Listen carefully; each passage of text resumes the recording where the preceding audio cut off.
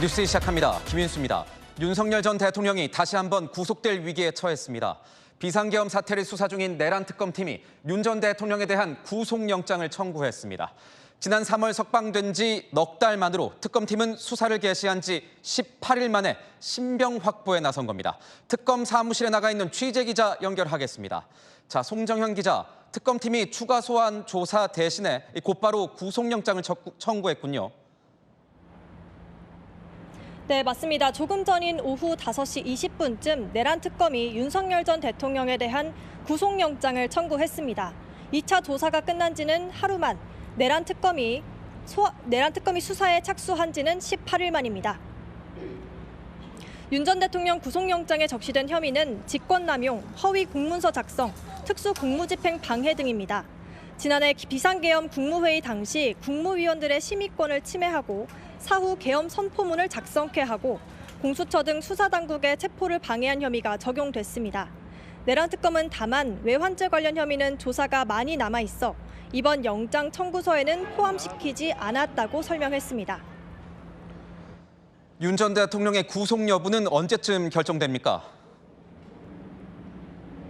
네, 아직까지 구속영장 실질심사 일정은 잡히지 않았습니다. 이르면 모레 서울중앙지법에서 열릴 가능성이 있습니다. 영장이 발부되면 윤 전 대통령은 지난 3월 법원의 구속 취소 결정 4개월 만에 다시 구치소에 수감됩니다. 윤 전 대통령 법률 대리인단은 특검 조사에서 객관적 증거가 제시된 바도 없고 범죄가 성립되지 않는다며 특검이 구속영장을 무리하게 청구했음을 법원에서 소명하겠다고 반발했습니다. 지금까지 내란 특검에서 전해드렸습니다. 지금부터 18시간 뒤 트럼프 대통령이 12개 나라에 관세 고지서를 발송합니다. 우리 정부로선 여기서 제외되는 게 급선무입니다. 극적인 타결이 어려운 만큼 현재로선 관세 유예 시한을 연장하고 추가 협상을 위한 시간을 버는 게 최선이란 겁니다. 카운트다운에 들어간 미국발 관세 폭탄, 우리 정부는 막판 총력전에 나섰습니다. 여한구 통상교섭본부장이 일주일 만에 다시 미국을 찾았습니다. 워싱턴에서 최주연 특파원이 전합니다. 일주일 만에 다시 미국 워싱턴 DC에 도착한 여한구 통상교섭본부장. 곧바로 카운터파트인 제이미슨 그리어 미국 무역대표부 대표와 만나 약 1시간 40분 회담을 가진 것으로 전해졌습니다. 이 자리에서 사흘밖에 남지 않은 상호관세 유예기간의 연장 필요성을 강조하며 최종 합의 시 자동차, 철강 등 미국 주요 수출품에 대한 품목별 관세 철폐 혹은 완화가 반드시 포함돼야 한다고 강조한 것으로 확인됐습니다. 우리가 가장 실리를 최대화할 수 있는 그런 방안이 무엇인지 언제가 될지는 모르겠지만 그러한 유예 기간이 또 있을 거라고 지금 보고 있습니다. 그러면서 미국 측에 제조업 협력 방안을 제시해 협상력을 끌어올리겠다는 방침도 밝혔습니다. 한 4, 5년 중장기로 볼 때 미국과의 어떤 이런 중요한 산업에 있어서의 산업 기술 협력 이런 것들을 다 묶어서 한 통상당국자는 미국 측의 만족감과 입장차 모두 확인한 만남이라고 평가하며 상호관세 유예 연장을 통해 시간을 벌고 그 기간에 충분한 협의를 거쳐 합의를 이끄는 것이 중요하다고 강조했습니다. 미국 현지 매체들은 각국 협상단이 트럼프를 설득할 수 있는 제안서를 들고 이곳 워싱턴 DC를 방문하고 있다며 한국 협상단의 결과 역시 주목받고 있다고 평가했습니다. 워싱턴에서 채널A 뉴스 최주현입니다. 우리 정부의 전략은 올코트 프레싱, 전면 압박 수비입니다. 여한구 본부장에 이어 위성락 국가안보실장까지 미국에 이례적으로 급파됐습니다. 위 실장에게 주어진 특명은 한미 정상회담입니다. 관세 문제는 정상 간 합의가 필요한 중대한 사안이란 점을 부각하는 한편 외교안보 카드까지 테이블에 올려서 협상력을 높이겠다는 겁니다. 이어서 이준성 기자입니다. 미국의 상호관세 유예 기한을 단 이틀 앞둔 오늘 오전, 위성락 국가안보실장도 미국으로 향했습니다. 모레까지 미국에 머물며 여한구 통상교섭본부장과 함께 협상 총력전에 나서는 겁니다.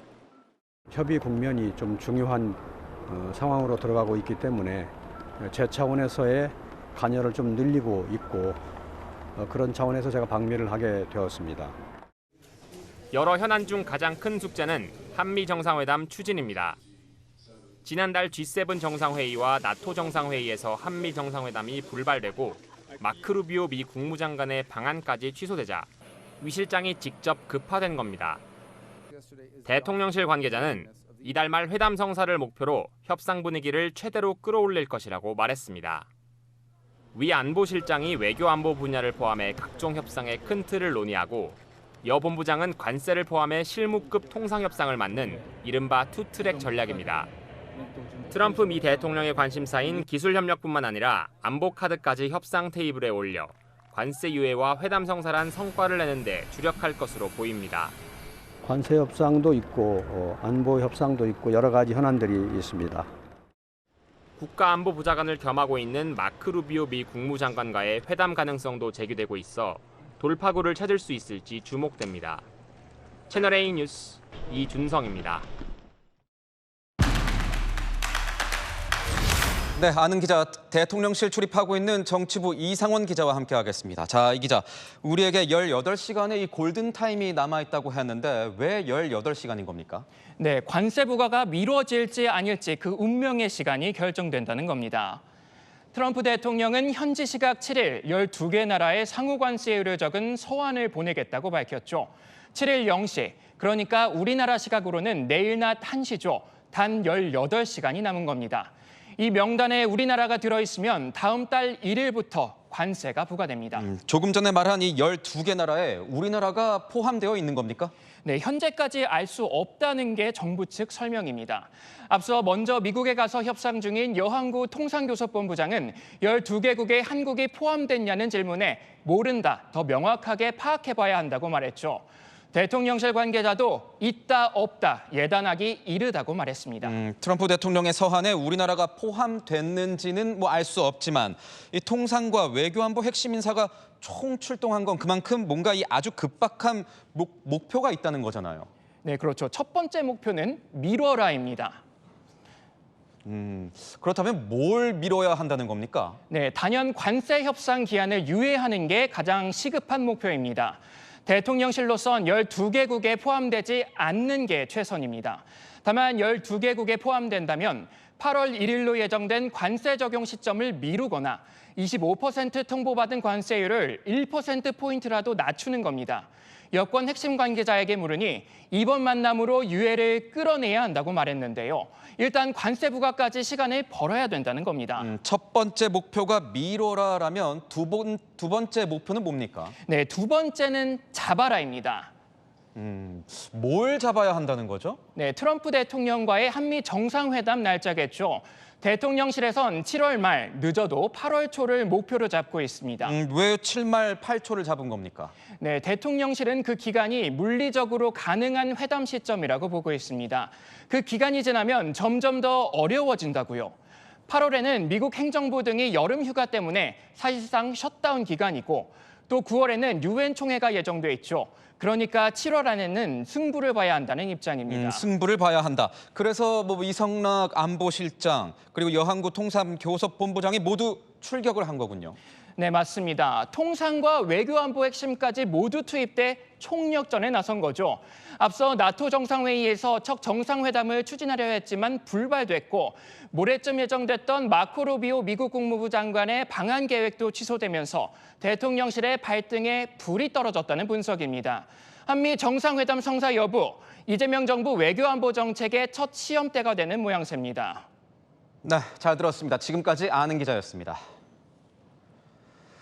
국민의힘에선 이르면 내일 안철수 혁신위가 출범합니다. 안철수 내정자는 친윤계, 친한계 같이 이 특정 계파나 중진급 의원들은 혁신위에서 배제하는 안을 구상하고 있는데 당 지도부와의 조율 과정에서 일부 진통이 감지되고 있습니다. 손인혜 기자의 단독 보도입니다. 이르면 내일 출범하는 안철수 혁신위의 인선 특징은 친윤, 친한, 중진 배제로 요약됩니다. 안 내정자 측은 특정 계파색이 강한 인물보다는 중수청과 초재선 의원을 중심으로 혁신위원을 꾸릴 예정이라고 밝혔습니다. 혁신이 최대 연안인 인적 쇄신을 속도감 있게 추진하기 위해 특정 계파나 중진 의원들은 최대한 배제하겠다는 의지로 풀이됩니다. 혁신위에서 어떤 부분까지 다룬다 이런 것들은 전적으로 이제 저한테 맡겨진 임무이죠. 혁신위는 안 내정자를 비롯해 원내와 원외 인사, 청년목 각 2명씩 총 7명으로 구성될 예정입니다. 원내에선 재선 최영두 의원이 유력 검토되는 것으로 전해졌습니다. 원외 인사로는 안 내정자 보좌관을 지낸 송경택 서울시 의원, 청년 몫으로는 EBS 스타 강사 출신 김효은 전 교육부 장관 정책보좌관 등이 합류할 예정입니다. 안철수 혁신위원장 내정자와 송원석 비대위원장 겸 원내대표는 오늘 비공개 오찬을 하면서 이러한 혁신위원 인선을 두고 막판 조율을 한 것으로 파악됐습니다. 다만 원내 인사 중 하나인 한 수도권 초선 의원을 두고 안 내정자와 송 비대위원장이 이견차를 좁히지 못한 것으로 전해져 혁신위원 발표가 지연될 가능성도 있습니다. 채널A 뉴스 손희래입니다. 국민의힘 인요한 전 혁신위원장과 함께 정치권 현안에 대한 이야기 나누도록 하겠습니다. 어서 오십시오. 네, 안녕하십니까.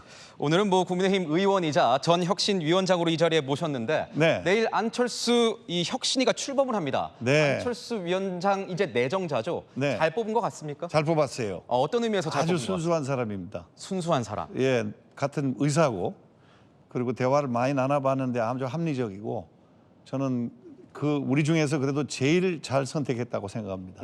순수하고 합리적이다 이렇게 말씀을 네. 해주셨는데 혁신이 현안으로 한번 볼게요. 제일 먼저 이 국민의힘에서 혁신해야 할 1순위 꼽으신다면 뭐라고 보십니까? 우리가 6.25 때는 그 낙동강 하류가 굉장히 고마웠지만 지금은 과격하게 TK 기득권 세력을 내려놔야 돼요. 네.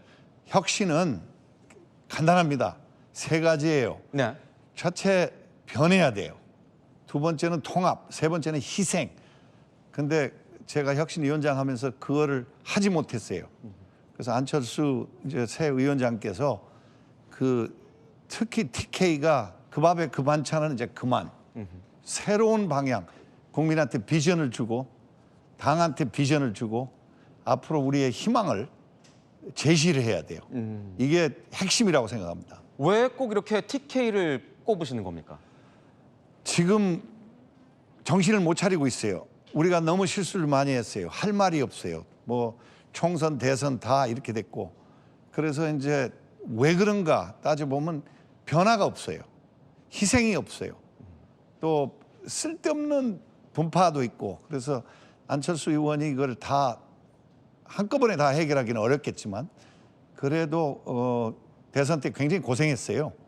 안 의원이. 네. 그래서 그거를 잘 대화를 나눠보면 굉장히 합리적이에요. 잘할 거리라고 저는 생각해요. 요즘 주변에 이런 말씀하신 걸로 알고 있습니다. 이 영남 기득권 세력들이 그러니까 국회의원 배지를 국가와 당보다 이 생명보다 더 귀하게 여기는 것을 이런 모습을 바꿔야 한다 이렇게 말씀을 하셨는데 어떤 의미에서 하시죠? 정치에서는 매너리즘이 문제예요. 어떻게 해도 대구 경북에서는 지지를 해요. 그 경선만 지나면 국회의원 되는 거예요. 끝이에요. 좀 위험하게 민주당도 마찬가지고 광주나 전남에서 그냥 공천만 통과하면 당선이에요. 이런 풍토가 달라져야 돼요. 또 경상도만 아니고 경상남북도가 1,400만이에요. 전라남북도가 500만이에요. 인구가요? 인구가. 근데 900만이 옛날에는 똑같았는데 900만이 어디 갔어요? 부산, 인천, 수도권. 그래서 우리가 경상도를 위한 것만 아니고 전라도, 충청도 다른 사람들을 포용하는 조금 이제는 결심 안 하면요. 이제는 더 이상해져요. 그런데 의원님 지금 보면은 당원 수나 의석수를 보더라도 지금 국민의힘에서는 TK가 어떤 당의 주축이라는 점을 무시할 수는 없는 거 아니겠습니까? 물론요. 기반은 거기에 있지만 훨씬 더 포용력이 더 포괄적으로 더 넓게 이끌어가지 않으면 제가 대표님 우리 원내대표한테도 점심 먹으면서 강하게 요구했어요. 더 많은 폭을 넓혀야 된다. 이대로 가면 어떻게 되겠느냐.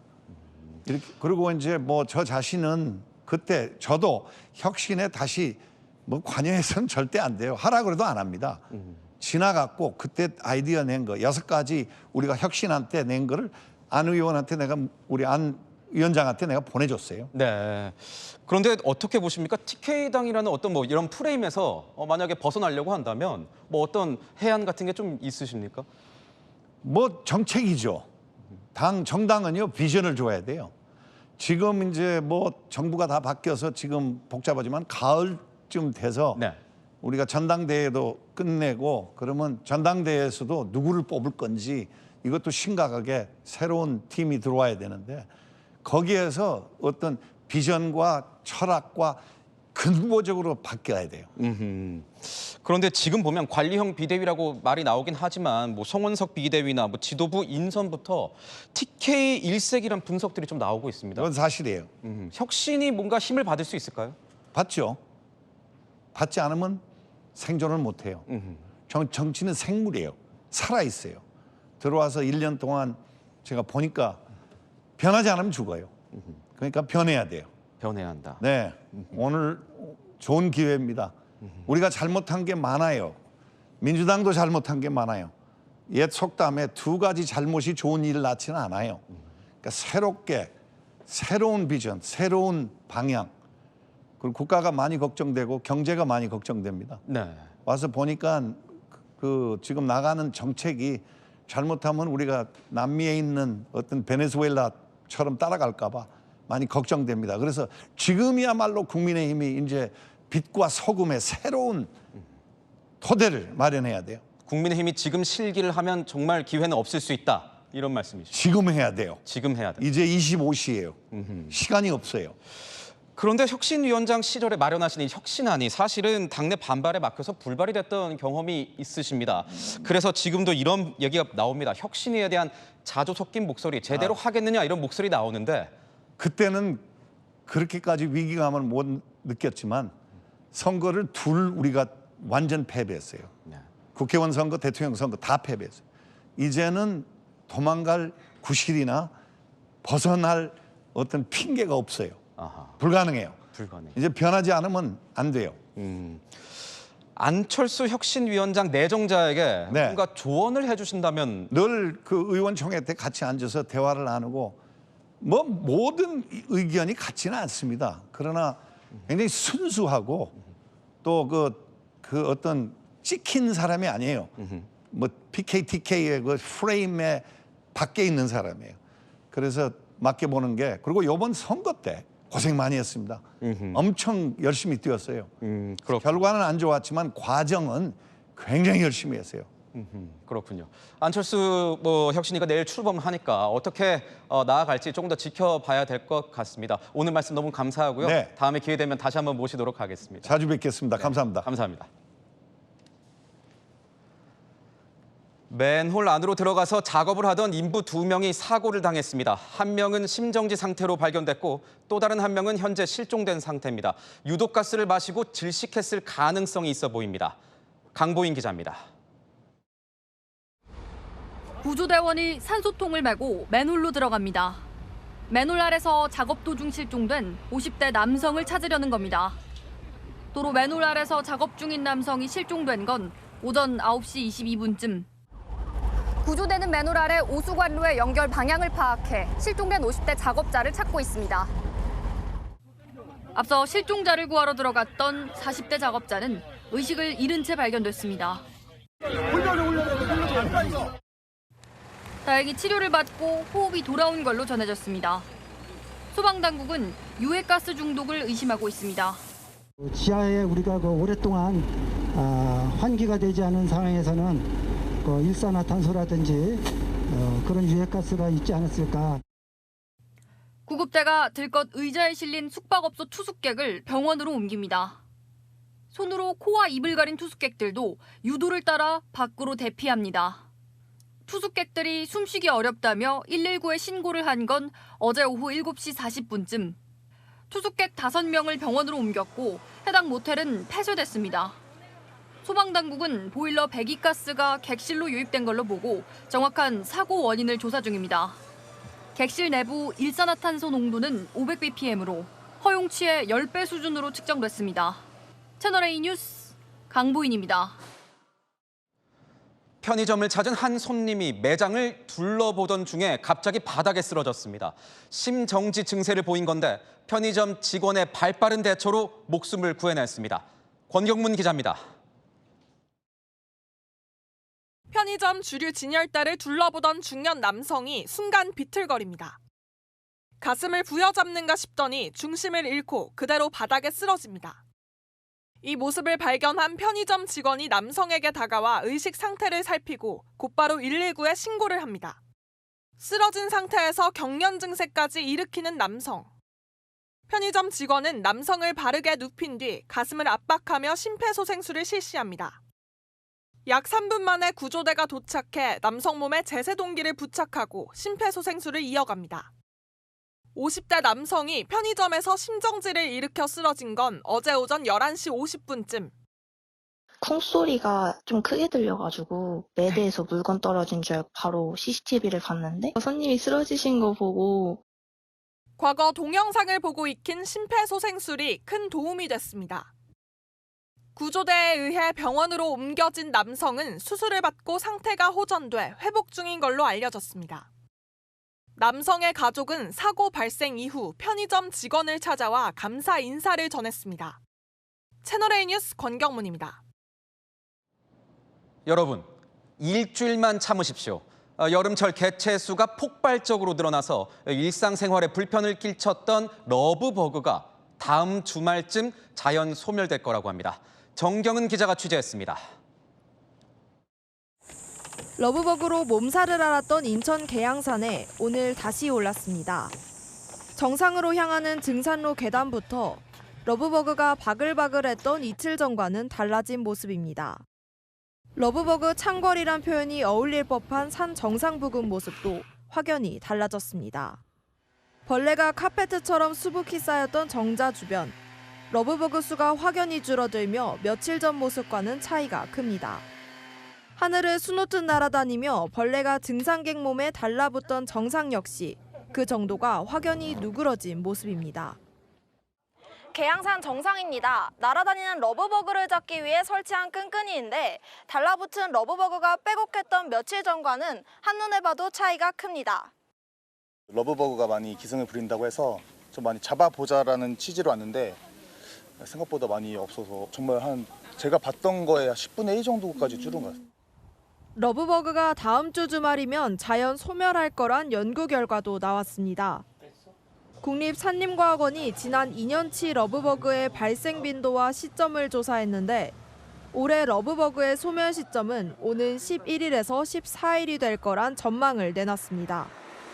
100%가 도달했을 때 이제 활동 시기가 완료됐다는 거고요. 한 일주일이면은 이제 무조건 100%에 도달할 거다 이렇게 예측이 돼가지고.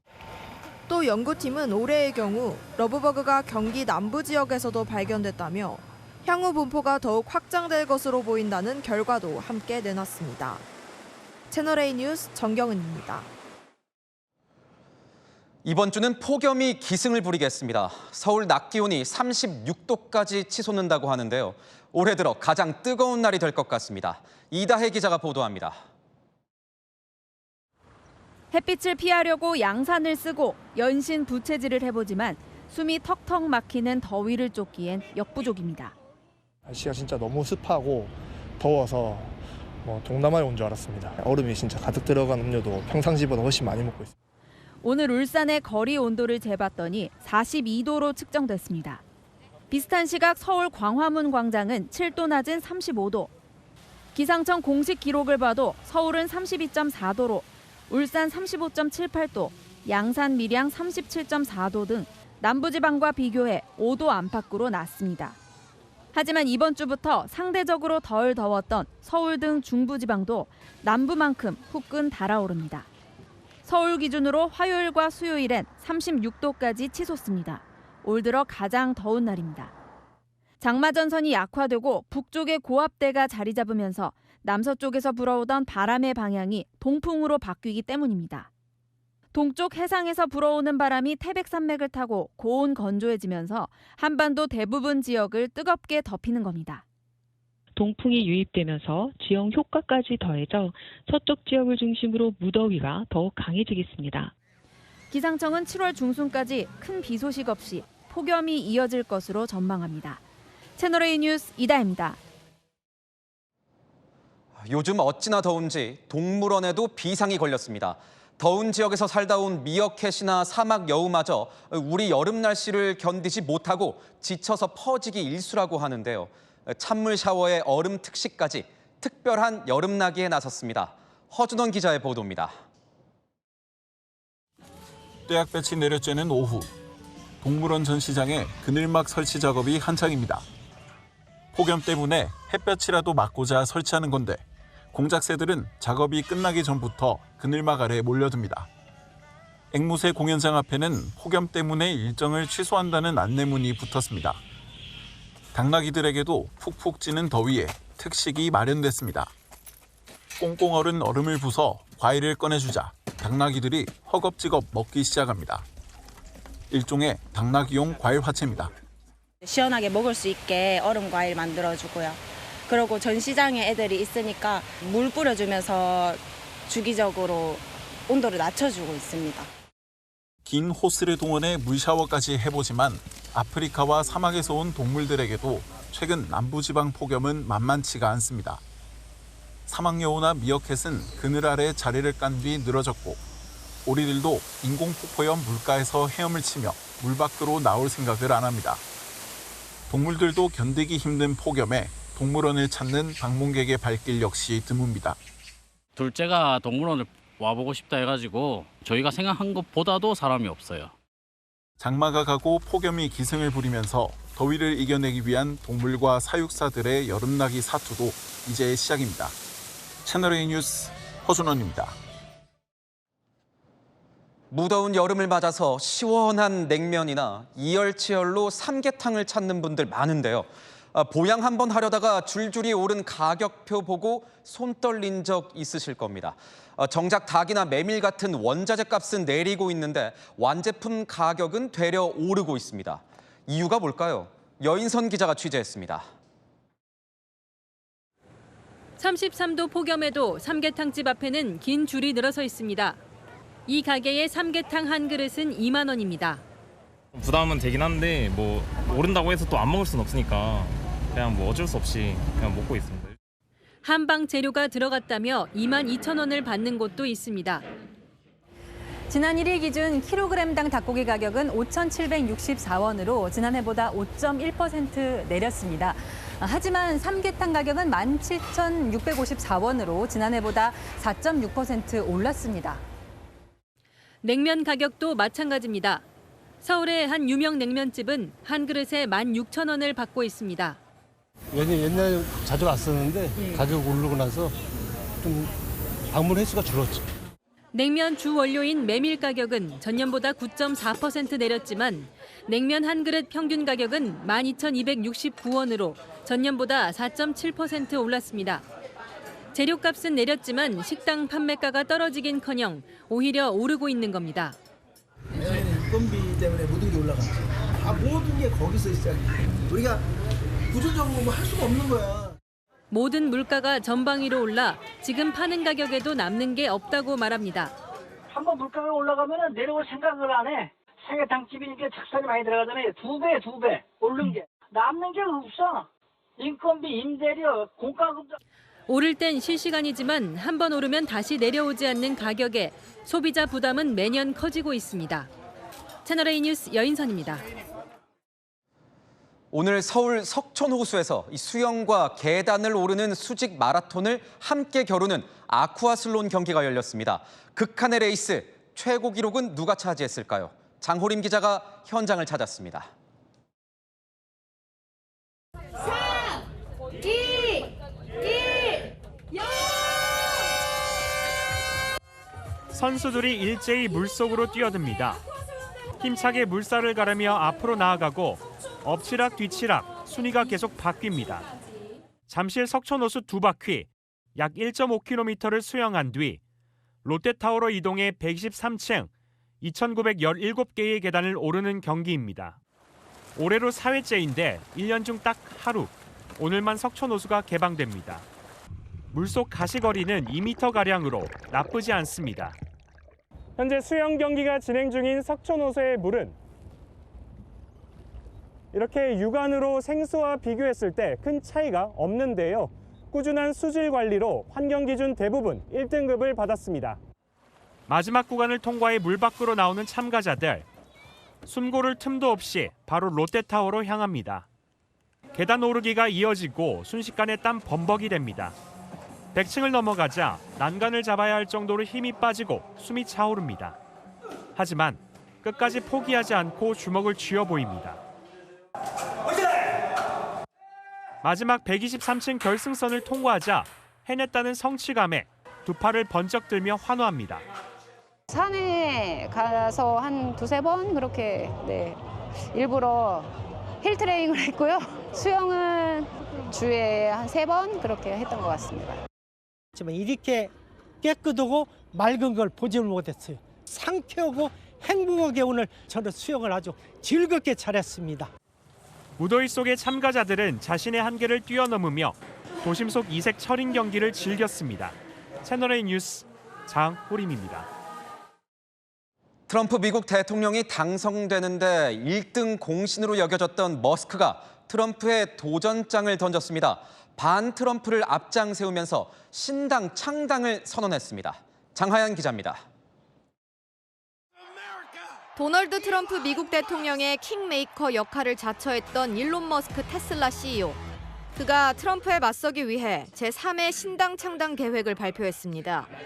당 이름을 아메리카당으로 정했다는 그는 여러분들에게 자유를 돌려주기 위한 것이라며 양대 정당인 공화당과 민주당을 거론, 우리는 민주주의가 아니라 낭비와 부패로 나라를 파산시키는 일당제 속에 살고 있다고 비판했습니다.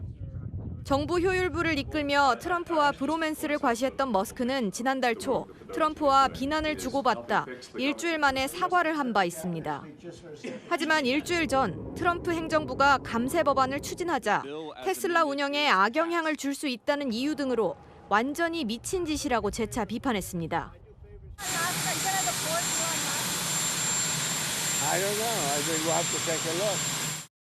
이후 이 법안이 상하원을 통과하자 결국 신당 창당 발표까지 한 겁니다.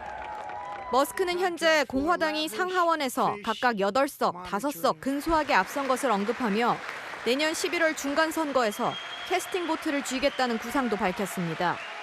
5곳 이상의 시도당, 각 1,000명 이상의 당원을 모아야 창당이 가능한 한국과 달리 미국은 중앙당 등록 조건은 없지만 기준이 주별로 달라 까다롭다는 평가가 있습니다. 워싱턴 포스트는 승자 독식 구조에 양당제가 경고한 미국 의회에서 억만장자인 머스크가 의미 있는 성과를 내기는 힘들 것이라고 전망했습니다. 채널A 뉴스 장하연입니다.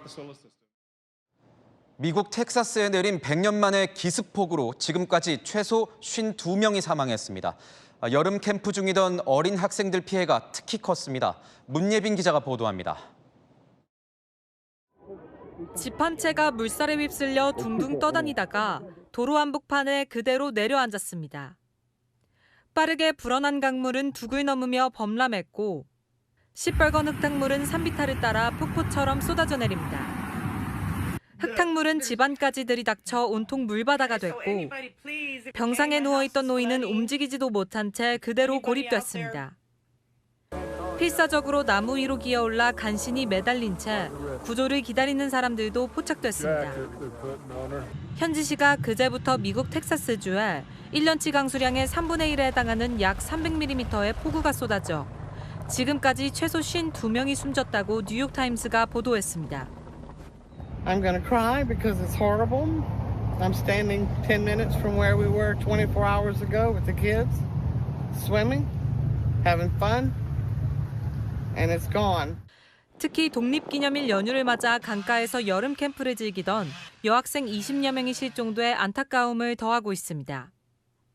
수색에 나선 헬리콥터가 줄을 내려 사람을 끌어올리는 긴박한 구조 작업도 밤새 이어졌습니다.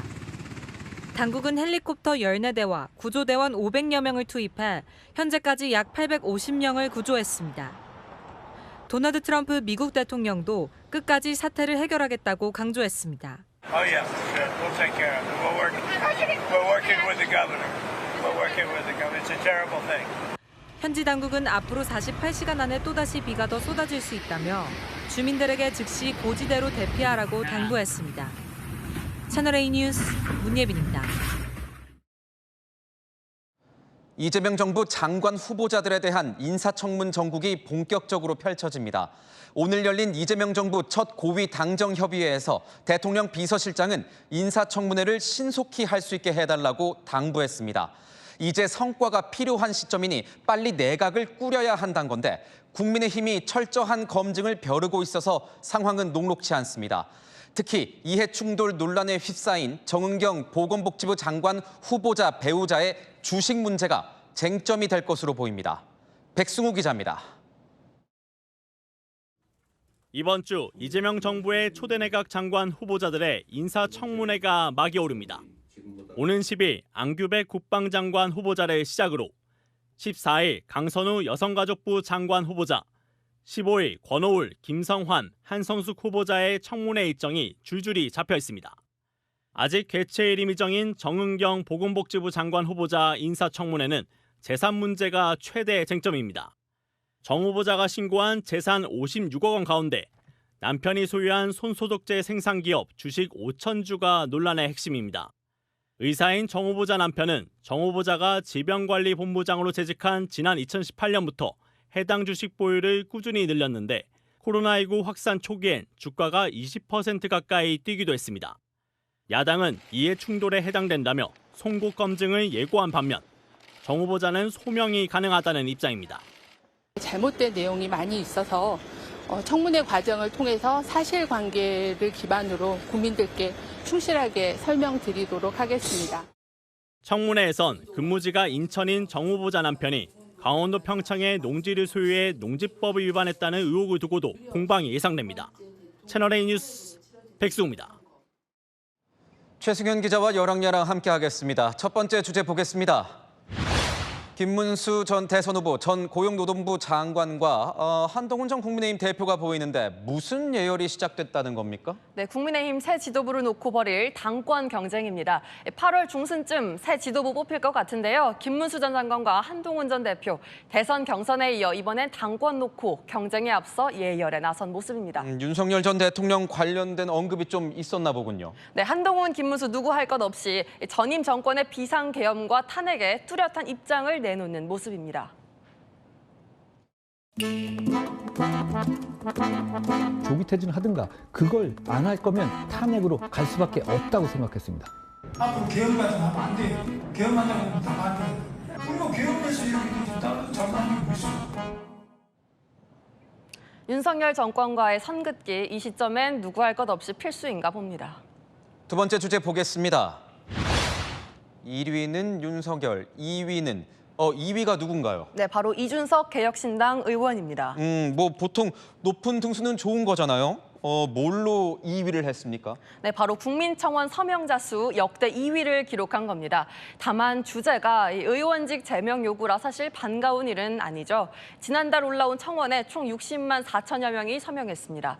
참고로 이 의원보다 서명이 많았던 청원은 143만여 명이 서명했던 윤석열 전 대통령 탄핵소추안 발의였습니다. 그런데 이유가 뭔가요? 기억하실지 모르겠습니다. 대선TV 토론회에서 이 의원이 이재명 당시 민주당 후보를 공격하며 여성의 신체와 관련된 발언을 한 게 발단이었습니다.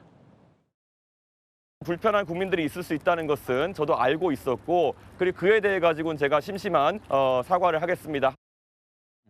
청원이 마감됐으니까 이제 뭐 이 의원을 향한 공세가 본격적으로 시작되는 겁니까? 네, 그 공세에 가장 열심인 사람이 허은하 전 개혁신당 대표인 것 같습니다. 이 의원 관련 청원 30일 이내 5만 명 이상이 동의했기 때문에 국회가 나서야 한다고 요구했습니다. 유독 이 청원에 관심이 많네요. 네, 정치적 동반자였다가 하루아침에 남보다 못한 사이가 된 두 사람의 반전 같은 인연 때문일까요?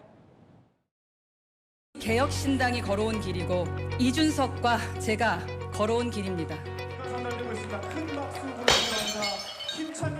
당은 이준석 한 사람만의 천상천하 유아독존 정치 무대가.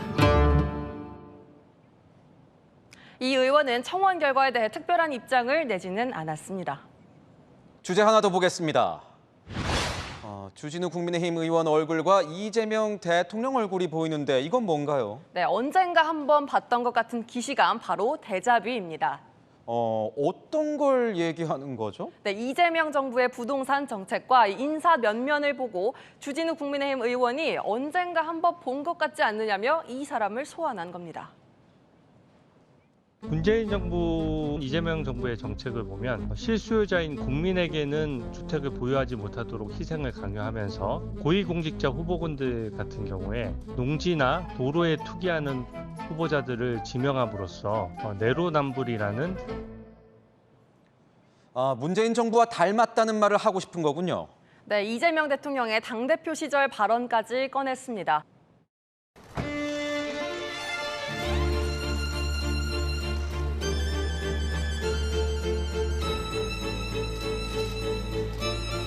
불법 증여를 했으면 죄송합니다. 그리고 그에 상응하는 조치를 하고 반성하면 될 일이지. 어차피 임명될 건데 내가 뭘 하든 무슨 상관이 있냐, 이런 태도 아니겠습니까? 요즘 청문회를 앞둔 장관 후보자들이 많이 하는 말 중 하나가 청문회에서 답하겠다입니다. 진정성 있는 소명을 내놓을지, 상황을 모면하기 위한 궁여지책일지는 국민이 보고 평가할 일이겠죠. 네, 잘 들었습니다. 지금까지 여랑야랑이었습니다. 찜통더위 속에 온열질 환자가 속출하고 있습니다. 5월 중순부터 어제까지 806명이 집계돼 지난해보다 333명 많았는데요. 남서풍이 산맥을 넘으며 뜨거워지는 팬현상 때문에 동해안 지역 환자가 많았습니다. 내일부터는 상대적으로 기온이 낮았던 중부 내륙의 더위가 심해집니다. 우리나라 위아래로 고기압이 자리한 데다 3호와 4호 태풍이 남쪽 양옆으로 발달해서 한반도에 열을 가두겠습니다. 여기다 서풍이 불며 중부 내륙은 더 바짝 마르겠습니다. 서울 기준 모레부터 36도, 폭염 경보 수준이 되겠습니다. 내일 전국이 26도 안팎의 열대야로 시작돼서 광주 35도, 대구 37도까지 오르겠습니다. 더위 속에 내일과 모레는 내륙에 최대 50mm의 소나기 예보 있습니다. 날씨였습니다. 뉴스에 마칩니다. 시청해주신 여러분 고맙습니다.